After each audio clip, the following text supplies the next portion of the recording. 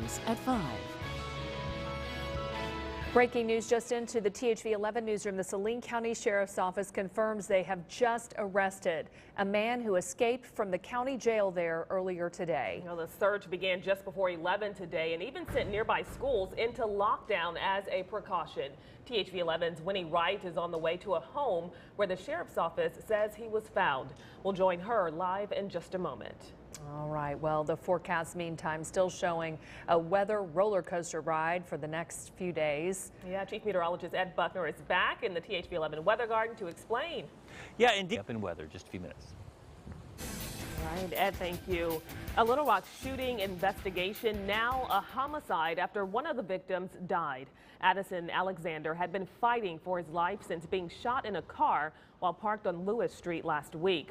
Another person was also shot, but they're expected to be okay. Little Rock police say the gunman rode off in a burgundy four-door Hyundai sedan. They're still looking for that vehicle.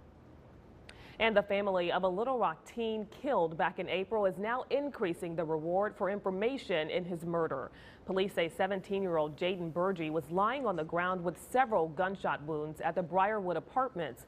Officers are still looking for the killer. Burgee's family doubled the reward from $5,000 to $10,000 for any information that leads to an arrest. 2 women have been arrested and accused of robbing people at gunpoint at Little Rock shopping centers. Charity DeLauder and Kelly Peppard are facing several charges tonight, including aggravated robbery.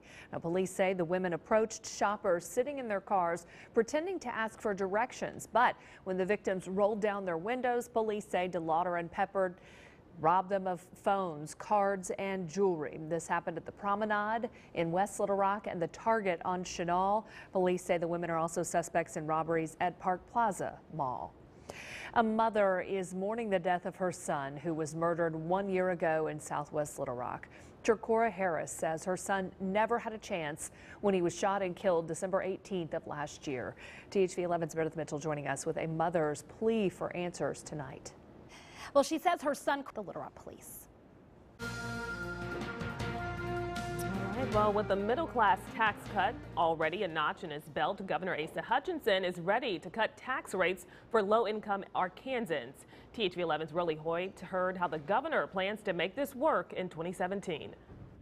Denise, the governor outlined that proposal coming up tonight at 6. All right, Rolly, thank you. For the first time in nearly 6 years, the Pulaski County Special School District holds a school board meeting. The district regained control this year after being taken over by the state. And THV 11's Erica Ferrando is there with the preview tonight. Erica. Little Rock, Erica Ferrando, THV 11 News. Thank you, Erica. Every year, Arkansas Stop the Violence donates bikes to Little Rock children for Christmas. Well, they've done this for 10 years now, and they're asking for your help. Today, the Bank of America on Geyer Springs donated 30 bikes, bringing the total to 51. But the goal here is 400 bikes. Now, once the bicycles are collected, the group takes them to students at 6 different schools. Now, if you want to help out, you can drop off bikes to Little Rock Storage on Geyer Springs by Christmas Eve. While the temperatures here in Arkansas are going up and then down and then back up and down again in the Midwest, they're headed in only one direction. Well, next, details on Arctic air causing sub-zero temperatures there.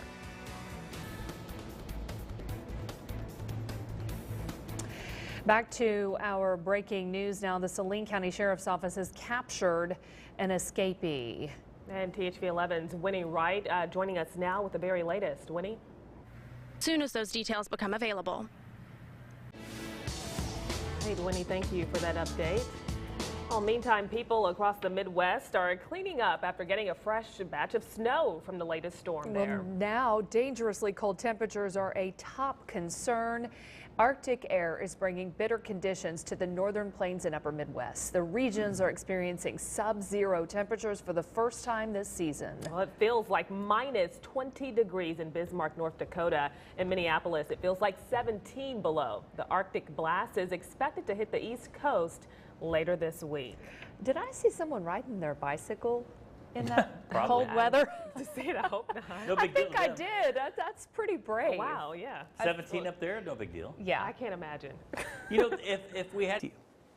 All right, thanks, Ed. Well, after weeks of speculation, President-elect Donald Trump has announced his pick for Secretary of State. But the businessman's ties to Russia could lead to a confirmation fight. The latest on Trump's transition to the White House. CBS News reports the U.S. is likely to impose sanctions on Russian intelligence leaders. A senior administration official says there is, quote, high confidence that the Russian government conducted email hacking to try and help elect Donald Trump. Right now, there is a bipartisan effort for an investigation. I think we ought to approach all of these issues on the assumption that the Russians do not wish us well. Well, the president-elect rejects the CIA's findings. The Russian Foreign Ministry says this is all part of a turf war between U.S. security agencies. And the Russian hacking report is causing problems for the Trump transition in more ways than one. Today, Donald Trump announced ExxonMobil CEO Rex Tillerson as his pick for Secretary of State. But the businessman's ties to Russia could lead to a confirmation fight. Vladimir Putin awarded Tillerson a Russian Order of Friendship back in 2013. Senators say they're concerned, but the Trump administration says Tillerson's relationship with Putin is an advantage. We just couldn't be more grateful that someone of Rex Tillerson's proven leadership and accomplishments been willing to step forward to serve our nation. It's a matter of concern to me that he has such a close personal relationship with Vladimir Putin. Senator John McCain says he is skeptical but willing to hear Tillerson out. Former Texas Governor Rick Perry is also joining the Trump cabinet as Secretary of Energy, even though he once said he would eliminate the department.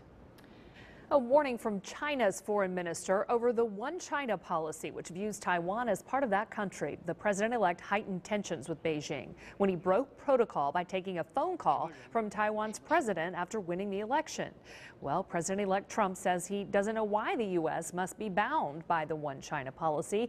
But for China, leaders say it is not negotiable. It's a prerequisite for any country to have diplomatic ties with Beijing. Tax refunds will come a little later for some filers next year. We explain why. And a new app works to feed the hungry while also cutting down on food waste.